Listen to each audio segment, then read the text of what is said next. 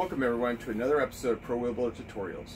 Today we're going to be covering the distinctions between tubeless and non-tubeless compatible rims, and how to install the tire as well as an inner tube on a tubeless compatible rim.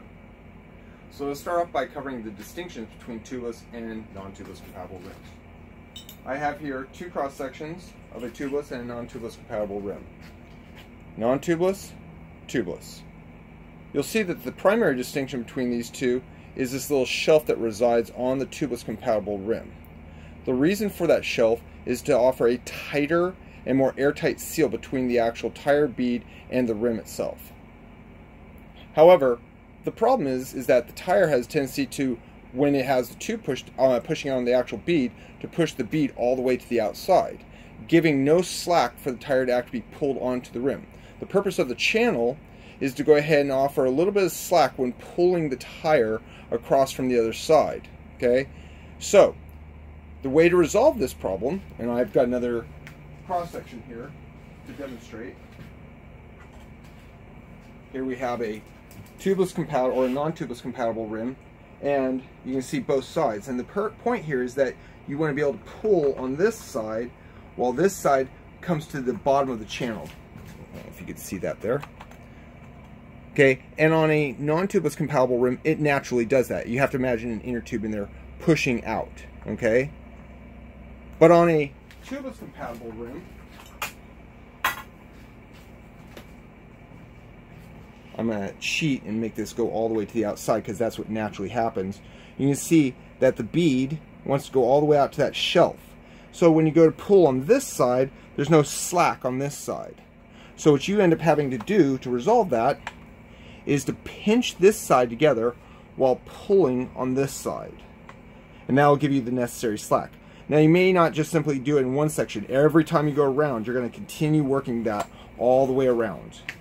I don't know if you got a chance to see that, but again, you're going to go ahead and you're going to pinch on this side, pull on this side. But as you go ahead and you get this side pulled on, you're going to go ahead and keep working this around, and you're going to be pinching on here, and you're going to be pulling on this end.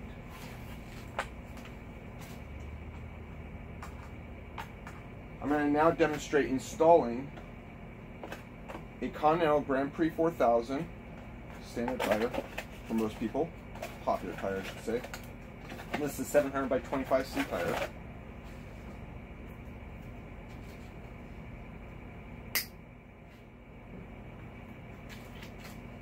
Get rid of the garbage.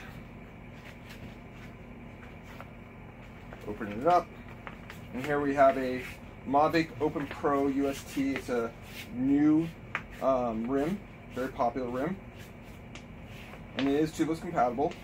One other point is that you want to make sure to go ahead and utilize a tubeless compatible tape, whether you're using tubeless or not. And the reason for that is that, first of all, it's very thin, okay, and you want as much slack, again, as I demonstrate here on this example, on one side of the rim. And if it's really thick, if the tape is really thick, then you're going to lack that slack on this side. So you want as thin of a tape as you can get, okay, and it's also got a lubricity to it. So when the tire has to go ahead and expand up onto that shelf, it's not going to have friction to do so. So having the tubeless tape on here is kind of a critical part of a tubeless compatible situation, again, whether you're running a tube or a non-tube situation. So we're going to go ahead and find our logo here. There we go. Actually, I'll go ahead and put the valve with the logo. Just makes finding the valve a little bit easier. Okay, we're just going to pull one side on. This is pretty standard fare when it comes to installing a tire. Most people would install one side of the bead first. I have a tendency to like to install the inner tube after the fact. I'll go ahead and I'll partially inflate the inner tube. And the reason for that is you don't want it folding up on itself, so you want it to have some shape before you actually install into the tire.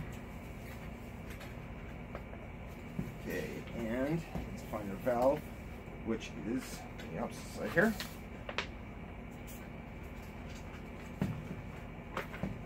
Okay, we're just going to lay our inner tube inside the tire.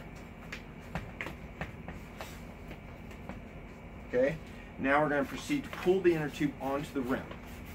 Now you have to do this step by step. If you try to go ahead and do too much at one time, you're going to run into problems.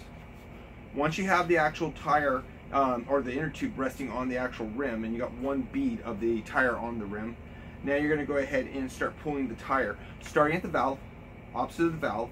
You're going to pass the valve. The reason for this is there's a bulge in the valve. You want to make sure that the bulge ends up inside the tire. And at this point, I'm going to do two things. I'm going to go ahead and release a little pressure out of the tube, and I'm also, because I don't have to worry about folding over, and I'm also going to push that valve up into the tire to make sure that bulge is not resting on the actual bead or under the bead. Okay, so far everything as you would normally do it, right? Okay, but now we're getting to that part where people start getting really frustrated and they can't get the tire on. Okay, so we're going to let some more pressure out, and now we're going to start by taking this side of the tire, we're going to pinch it, and we're going to take this side and we're going to pull, and we're going to continue doing that.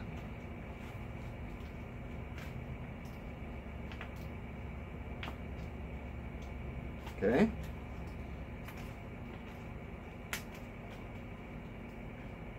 And it's coming on. You can see how much that we have left here.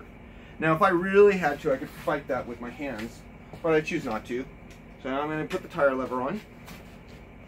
And because we pinched it on that side, walks right on. Again, I'm going to push that valve back up there, make sure that it's not resting underneath the bead. And here's another unique thing about tubeless compatible rims.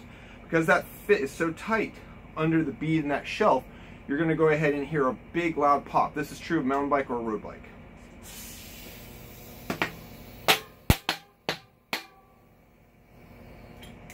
And now that's fully seated. We're going to make sure it's fully seated by doing one last thing. We're going to spin the wheel, and we're going to look for any hops in the tire. Tubeless compatible wheels, that's one nice thing. You don't have an unseating issue as much so as you do with a non-tubeless compatible rim. However, if you do find yourself in that situation, I don't have it over here, I'll be right back. You can use a foam and glass cleaner as a lubricant on the actual bead to go ahead and help seat the tire. Anyways, that is how to go ahead and install a tubeless compatible or a tire onto a tubeless compatible rim and overcoming those issues. Once again, thank you for this watching this episode of ProWheelBuilder tutorials, and hopefully you'll be coming back for our future tutorials.